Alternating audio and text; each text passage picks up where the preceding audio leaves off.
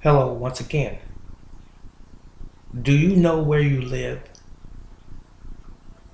I did ask that question. Do you actually know where you live?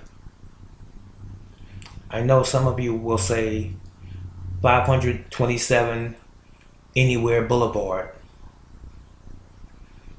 Tusky Anywhere,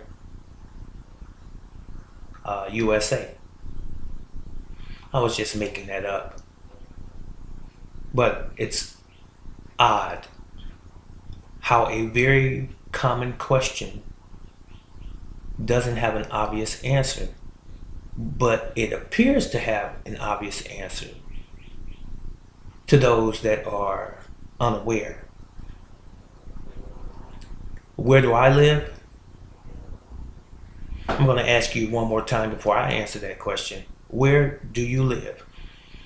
You would normally say, I live on a road, on a drive, on a boulevard, on a hill, in a court, on a street, in a house in an apartment, in a county, a city, a state, or neighborhood.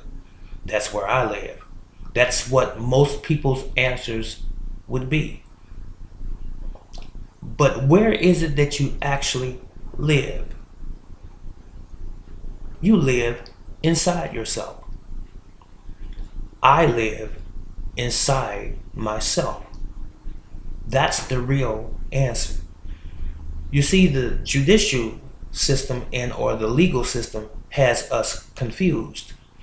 They taught us very well how to not know ourselves. They use that expression or that question, where do you live, for a reason. Do you know the reason? I'll let you answer that for yourselves by your own research and study. But why do you live inside yourself? First of all, ladies and gentlemen, I'm sitting here talking to you, so I must be alive, am I not? Let's say I lived at 500 Vine Street, according to most people's beliefs of where you live, that concept. But if I leave 500 Vine Street, my physical self, and I go to the grocery store, am I now living at 500 Vine Street since I'm not presently there in person? What if someone knocked on the door at 500 Vine Street and they didn't receive an answer? It is because there has to be life there to answer the door. So what I'm saying in essence is, wherever you are is where you live, not what resident or place that your body is occupying. That is not the place where you live. You see, life is here, and life can articulate. Wherever you move this physical vessel to is life. So you're living within here. This is life. This is where I live, and your bodies are where you live, not the place that you call an address. That is not where you live.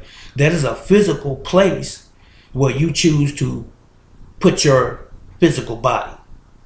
That's where you rest. That's where you entertain. That's where you become social and you have family life. But if you were to walk out of that door, your life is walking with you.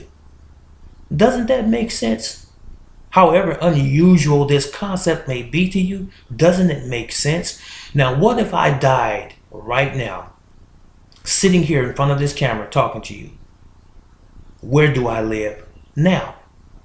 Nowhere, because my life only depended upon me having blood running warm through my veins and my mental capacity being able to have cognitive responses and being able to communicate and articulate to someone. You follow? So this is life that's talking to you right now. And this is where I live.